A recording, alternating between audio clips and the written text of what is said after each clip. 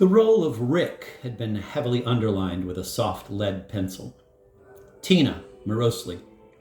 Oh, darling, darling, darling, I'm not much good to you, am I? Rick, don't say that. Don't ever say that, you hear me? Tina, it's true, though. I'm a jinx. I'm a horrible jinx.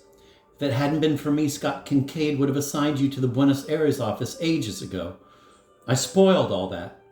Goes over to the window. I'm one of the little foxes that spoil the grapes.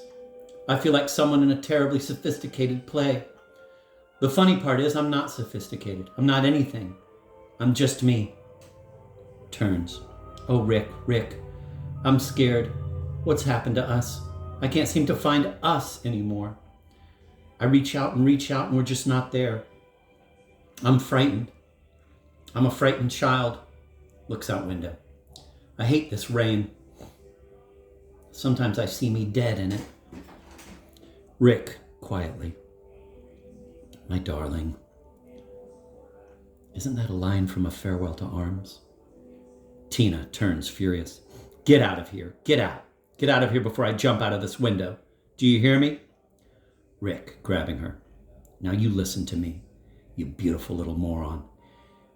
You adorable, childish, self-dramatizing. Zooey's reading was suddenly interrupted by his mother's voice, importunate, quasi-constructive, addressing him from outside the bathroom door. Zooey! Are you still in the tub? Yes, I'm still in the tub. Why? I want to come in for just a teeny minute. I have something for you. I'm in the tub, for God's sake, Mother. I'll just be a minute, for goodness sake. Pull the shower curtain.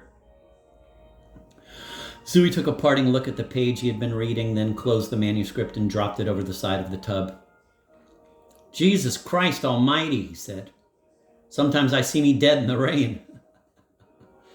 A nylon shower curtain, scarlet, with a design of canary yellow sharps, flats, and clefts on it, was bunched up at the foot of the tub, attached with plastic rings to an overhead chromium bar. Sitting forward, Zooey reached for it and shot at the length of the tub, closing himself off from view. All right, God. Come in if you're coming in, he said. His voice had no conspicuous actor's mannerisms, but it was rather excessively vibrant. It carried implacably when he had no interest in controlling it. Years earlier, as a child panelist on It's a Wise Child, he had been advised repeatedly to keep his distance from the microphone.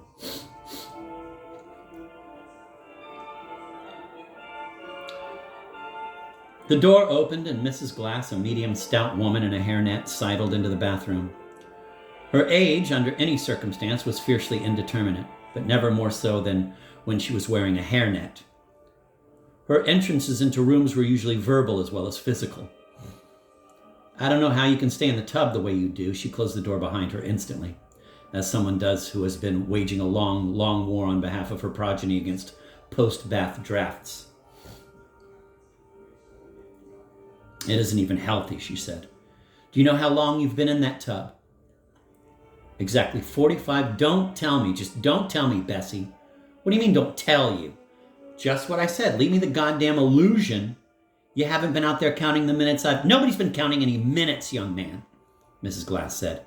She was already very busy. She had brought into the bathroom a small oblong package wrapped in white paper and tied with gold tinsel. It appeared to contain an object roughly the size of the Hope diamond or an irrigation attachment. Mrs. Glass narrowed her eyes at it and picked at the tinsel with her fingers. When the knot didn't give, she applied her teeth to it.